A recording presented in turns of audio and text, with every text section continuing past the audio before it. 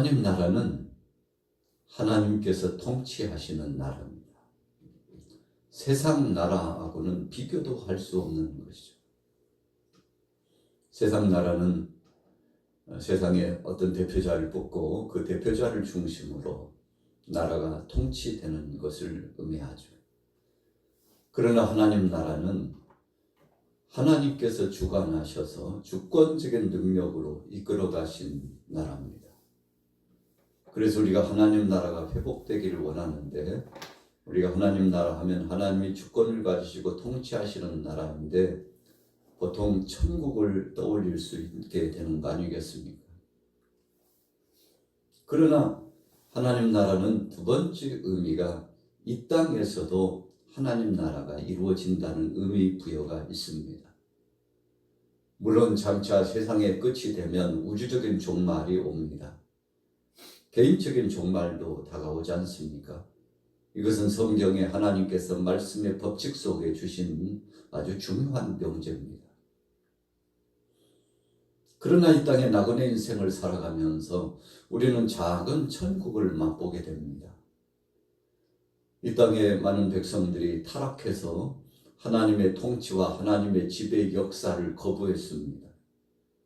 그래서 우리가 구약 성경에 보면 이스라엘의 초대 왕을 세우게 될 때 백성들이 사무엘 선지자 앞에 나아가서 우리에게도 왕 주기를 원한다고 했지 않습니까? 하나님께서는 원치 않으셨죠. 기뻐하시지 않으셨습니다. 그러나 백성들이 지속적으로 소원하고 하나님 앞에 청원하자 하나님께서는 원치 않는 것이지만 그 백성들에게 하나님께서 왕을 세우도록 사무엘 선지자에게 허락하여 주셔서 세운 왕이 초대 왕 사울 왕이 되는 것이죠. 왕을 세우면은 일사천리로 모든 것들이 잘 될 줄 알았습니다. 이방인들을 보니까 좋아 보였죠. 하나님을 믿고 의지하는 하나님의 백성 말고 하나님을 경시하고 무시하고 하나님 말씀과는 상관없이 살아가는 이방인들을 보니까 왕이 있는 것이 좋아 보였습니다. 그래서 우리에게도 왕을 달라고. 자, 왕을 달라고 하는 거, 인간적인 왕을 세워달라고 하는 것은 하나님을 무시하고 하나님을 불신하고 하나님 없이도 살 수 있다고 생각하는 것입니다. 여러분, 역사 이래로 세상 나라가 어떻게 돌아가고 있습니까? 세상에 통치자를 세워서 그 통치자 중심으로 이루어지는 나라가 어떻게 되고 있습니까? 어떤 나라든지 완전한 나라의 역사가 이루어 나가고 있지 않습니다. 그 속에 나타나고 있는 부패와 또 잔인성과 포악성과 백성들이 고통을 당하고 신음하는 소리들이 여기저기에서 계속 나타나지 않습니까? 백성을 섬겨야 될 사람이 백성을 섬기지 않습니다. 서로 사랑하고 그리고 자신에게 주어진 권위를 가지고 선용해서 섬김의 사역으로 나라를 평안케 하고 그 모든 백성들이 정말 안식을 누리면서 태평세대가 이루어져야 되겠습니다만 100이면 90 이상은 대부분 통치권자들이 그 권세를 휘두르고 횡포를 범하고 하나님의 뜻을 거스리고 나라는 어수선하고 혼란스러워지는 것이 계속됩니다. 러시아를 한번 보세요. 북한을 한번 보십시오. 여타 많은 나라들을 보건대 정말 백성들을 위하여 섬기는 왕이 많지 않습니다. 그래서 하나님께서는 이미 일찍이 경고의 말씀을 주셨던 거죠. 세상 나라 왕이 백성들을 위해 군림하면서 백성들을 얼마나 고통스럽게 할지를 알지 못하느냐, 묵시적인 하나님의 그 뜻이 성경 속에 분포되어 있었습니다. 세상 나라 왕들은 금은 보화를 좋아합니다. 말을 좋아한다고 그랬습니다. 군사 많이 두기를 좋아한다고 그랬습니다. 그리고 자신의 안위를 위해서 백성들을 희생시키고 고통스럽게 한다고 그랬습니다. 또 더 나아가서 자기 자신을 세워주신 하나님을 무시하고 하나님 없다고 하나님 없는 통치 지배 구조를 계속 만들어 나가려고 한다고 했습니다. 여러분, 하나도 다른 것이 없잖아요. 그래서 사실 우리 인생들은 역사의 무대 속에 속고 속으면서 살고 있는 겁니다. 다른 사람은 괜찮겠지. 새로운 사람을 세워요. 그러나 그 사람도 그 사람이고 그 사람이 그 사람이고 우리 인생편에 있어서 사람이 하는 일들은 잘하는 것 같지만 모든 것들이 하나님의 뜻을 거스리고 죄의 근원적인 역사가 근본적인 죄 문제가 바로 그 속에서 싹트고 있다는 것을 알 수 있죠. 참담하고 안타까운 것입니다. 그래서 우리는 도울 힘이 없는 인생을 의지해서는 안 됩니다. 어떤 나라를 의지해서도 안 됩니다. 어떤 사람이나 어떤 사상을 의지해서도 안 됩니다. 그것이 내가 믿었던 그것이 우리에게 실망감을 주어요. 그리고는 우리의 마음을 침울하게 하고 괴롭게 합니다. 여러분, 그래서 하나님의 말씀 속에 하나님 나라의 통치 시대를 바라고 소망하라고 말씀하고 있는 것입니다. 오늘 본문에 보니까 하나님 나라는 뭐라고 했습니까? 19절에 보니까 마치 사람이 자기 채소밭에 갖다 심은 겨자씨 한 알 같으니 자나무가 되어 공중의 새들이 그 가지에 깃들였느니라. 채소밭에 심었는데 자라가지고 얼마나 많이 무럭무럭 자라는지, 겨자씨 하나를 심었는데 울창한 나무가 돼가지고 새들이 와서 거기서 놀고, 누림의 혜택이 주어진다는 것입니다. 하나님 나라는 평화가 이루어집니다. 하나님 나라는 거기에서 안식이 이루어집니다. 하나님 나라는 하나님께서 통치하시고 지배하신 나라이므로 완전한 역사가 진행됩니다. 여러분, 그래서 우리가 하나님 나라가 이루어지기를 소원해죠. 주기도문 속에서도 하나님의 뜻이 이 땅에 이루어지기를 소원하라고 했는데, 이 뜻은 하나님께서 통치하시고 하나님께서 지배하시는 이 나라가 되기를 소원합니다 하고 하나님 말씀 중심의 나라 되기를 소원하는 거죠. 그렇다면 이 땅에서 어떻게 우리가 작은 천국을 체험할 수 있습니까? 성령 안에 주님의 말씀의 지배를 받고 이 나라 통치 구조가 바뀌어지는 것을 의미합니다. 여러분, 그래서 하나님 나라는 생명의 복음 중심 하나님의 말씀이 세상에 충만해서 모든 이들이 하나님을 두려워하고 하나님 앞에서 겸비히 서는 거죠. 왕도 대통령도 하나님 앞에서 겸비히 서는 겁니다. 그 어떤 세력가도 경제가도 하나님 앞에 겸허히 서는 겁니다. 그래서 해 아래 하나님 외에는 주권자가 없는 것입니다. 이것을 하나님의 나라라고 하는 것이죠. 모든 사람들이 하나님의 지배 구조 통치 속에 무릎을 꿇고 하나님을 찬양하고 하나님 앞에 영광 돌리는 나라. 여러분, 그런 나라가 하나님 나라입니다. 이 땅에서 많은 사람들이 하나님의 말씀을 순응하고 하나님 뜻대로 살기를 소원하고 하나님 앞에서 코랑되어 신앙. 하나님 두렵습니다. 하나님이 다 보고 계시는데 하나님 두렵습니다. 하나님 뜻대로 살겠습니다. 하나님 말씀 없이는 살 수 없다는 것을 이제야 깨달았습니다. 하나님께서 주신 그 말씀이 가장 귀하고 보배롭습니다. 세상의 법은 또 바뀌고 또 바뀌고 바뀌어도 세상의 비리와 부패와 부조리와 폭력이 난무하고 살인과 간음과 도적질이 난무하고 흉측한 일들이 끊이지 않지만, 그런데 하나님의 법 앞에서는 모든 사람들이 무릎을 꿇고 하나님의 통치 앞에서 자기 자신이 얼마나 연약한 자인지를 알고 전인격적으로 변화를 경험하고 새 사람이 됩니다. 여러분, 그래서 우리 대한민국도 하나님 나라가 이루어지기를 소원하는 겁니다.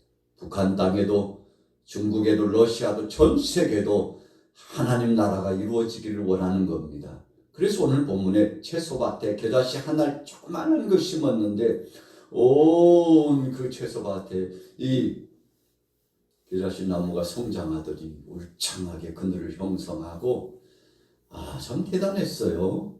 그리고 새들이 와서 쉬고요. 사람도 그 그늘 밑에서 쉬고.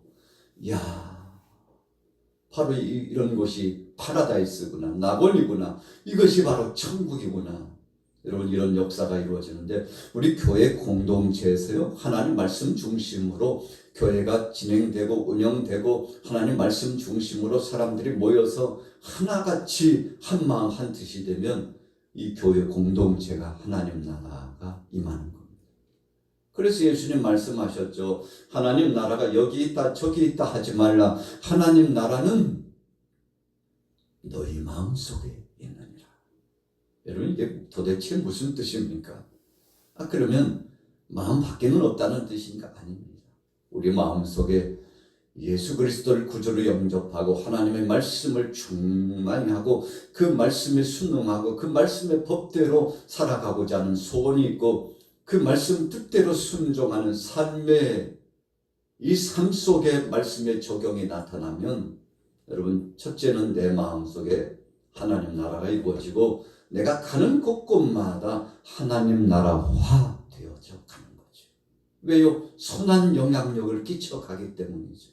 오늘 저와 여러분들은 하나님 나라화 시키는 그런 선한 영향력을 끼치는 그리스도인입니까? 주님의 제자입니까? 아니면 불구경하듯이 구경만 하고 있는 비진리가 판치고 있어도 진리대로 살아야 된다고 외치지 않는 입은 벙어리가 되고 눈은 소경이 되고 마음은 화인 맞은 양심도 없는 사람으로 살아가고 있나요? 그렇게 된다면 참 불행한 삶이죠. 자, 두 번째 보세요. 20절부터 읽습니다. 같이 시작. 또 이르시되 내가 하나님의 나라를 무엇으로 비교할까? 마치 여자가 가루 선말 속에 갖다 넣어 전부 부풀게 한 누룩과 같으니라 하셨더라. 누룩을요, 가루 속에 한 움큼, 그 많은 가루에 한 움큼을 뿌렸는데 시간이 지나고 보니까 다 부풀었어요. 여러분, 여기서 누룩이 부풀었다는 것은 변화되었다는 것을 비유로 말씀하는 겁니다. 새 사람이 되었다는 것을 말씀합니다. 하나님 나라화 되었다는 것을 말씀합니다. 이 땅에서 나그네 인생이죠. 참 불확실한 세대입니다. 언제 이 세상이 멸망하고 심판받을지 몰라요. 그러나 믿음으로 말씀 안에 주님을 모시고 살아가면 여기서부터 작은 천국을 체험하는 이 영광스러운 경이로운 역사가 있을 것이라는 겁니다.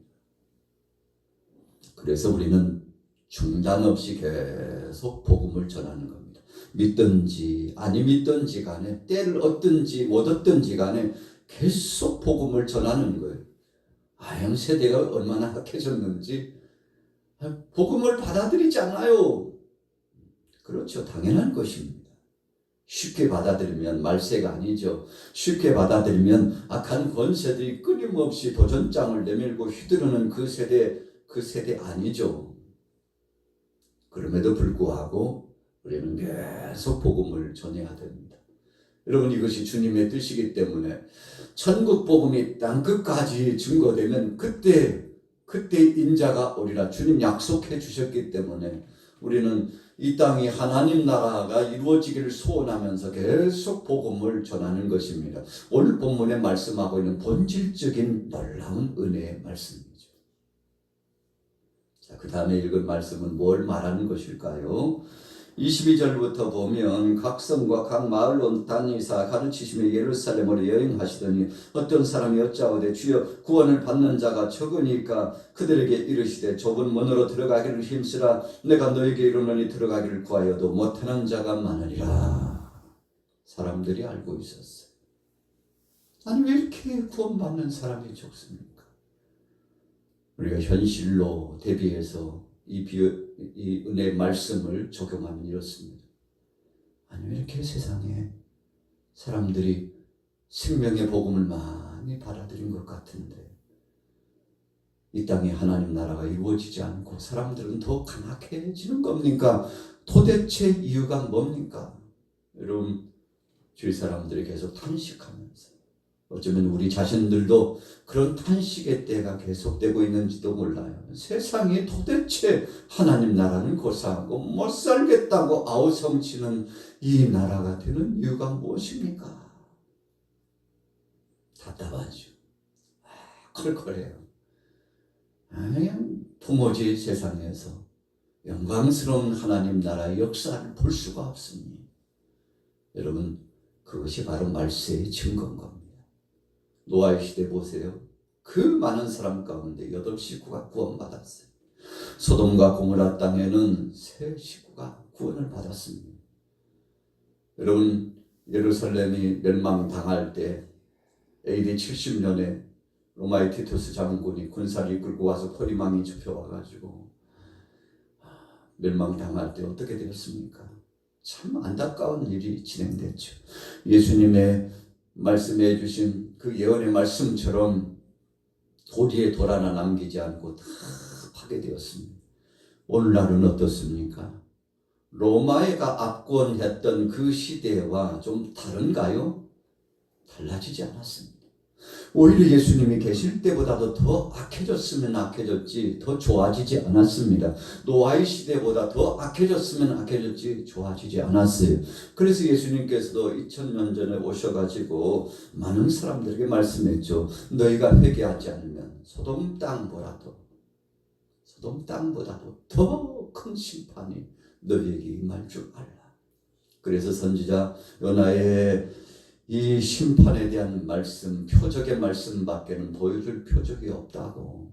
노아의 시대를 한번 보라고, 소돔과 고모라 땅의 그 시절을 한번 보라고, 그것을 교훈 삼으라고 말씀하신 이유가 무엇입니까? 여러분, 나 자신이 먼저 깨어있지 않으면 하나님의 긍휼하심을 받을 수 없다는 것입니다. 그래서 우리는 세상의 세대를 보고 어떤 사람을 보고 탄식할 것이 아니라 그렇다면 나는 어떤데 하고 나 자신을 거울처럼 비춰보게 될 때 자기를 성찰하고 하나님 앞에서 내가 구원받을 자인지 아니면 버림받을 자인지 내가 믿음에 있는가 없는가 나 자신을 확증해 볼 수 있어야 된다는 것입니다. 여러분, 저도 마찬가지고 오늘 여러분들도 마찬가지입니다. 오늘 이 수요일 아침에 주님 앞에 함께 하신 12월 11일 이 아침에 여러분들 가운데 주님의 은혜가 임하시기를 축복합니다. 그 많은 사람들이 주님을 불렀다고 했습니다. 그러나 주여 주여 하는 자가 다 천국에 들어갈 것이 아니요 내 아버지 뜻대로 하나님 말씀대로 세상 보지 않고 하나님 바라보고 살아간 사람에게만 소망이 있고 위로가 있고 평강이 있고 하나님 나라가 그들에게 주어진다는 것이죠. 여러분, 우리는 오늘 하루를 진행하면서 이 속에 사랑의 주님을 모시고 먼저 이 심령 천국이 이루어져야 됩니다. 이분이 빛 대신 이분이 여기 들어오면요 온통 환하게 밝혀집니다. 여러분, 어둠이 들어올 수가 없어요. 틈을 탈 수 없어요. 죄를 범할 수 없어요. 왜요? 사랑의 주님이 내 삶의 주인이시고 그분이 나를 좌지우지하기 때문에 여러분, 그래서 너희 마음속에 하나님 나라가 있느니라. 오늘 여러분들이 하나님 나라를 먼저 경험하십시오. 그리고 나아가서 가정에 가서 하나님 나라화할 수 있는 삶 속의 말씀을 실천하고 빛을 밝히면 주위 사람들이 선한 영향력 받게 되어 있습니다. 세상 사람들이 왜 그러나 하지 마시고 우리 대한민국 안에 나가서 온 누리에 나가서 이 빛을 발산하고 예수가 그리스도라고 선포하고 예수님 제자답게 내가 먼저 살아가면 세상은 바뀌게 되어 있다는 것입니다. 이것이 주님이 주신 말씀이에요. 2000년 전에 오신 예수님께서 철저하게 자기를 내어 던지시고 버리시고 죽어주셨습니다. 예수님은 죽으시고 3일 만에 부활하셨습니다. 40일 동안 계시다가 승천하셨습니다. 승천하신 주님이 다시 오시겠다고 말씀하셨습니다. 언제요? 우리를 부르러 오시겠다는 것입니다. 이 땅이 지상 낙원이 되고 천국이 된다는 말씀이 아니고 하나님 나라로 우리를 이끌어 가시겠다는 거죠. 이 땅에 살면서 작은 천국을 체험하다가 주님 부르시면 아멘, 아멘. 주님 부름 받고 천국에 입성하는 것입니다. 오늘 여러분들에게 이런 복락과 은혜가 넘쳐나시고 세상을 밝히는 등대처럼 진리의 빛처럼 소금처럼 세상이 질까 지어두고 온갖 부패와 폭력이 난무하고 어수선하고 소란스러운 것이 보이거든 가슴을 치면서 주님, 바로 내가 빛을 발산하지 못한 죄입니다. 주님, 내가 기도하지 못한 죄입니다.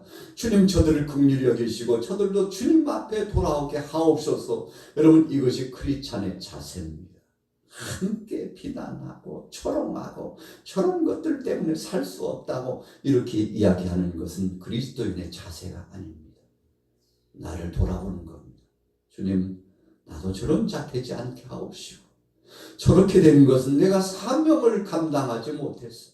교회가 사명을 감당하지 못했어. 이 나라 교계가 사명을 감당하지 못했어.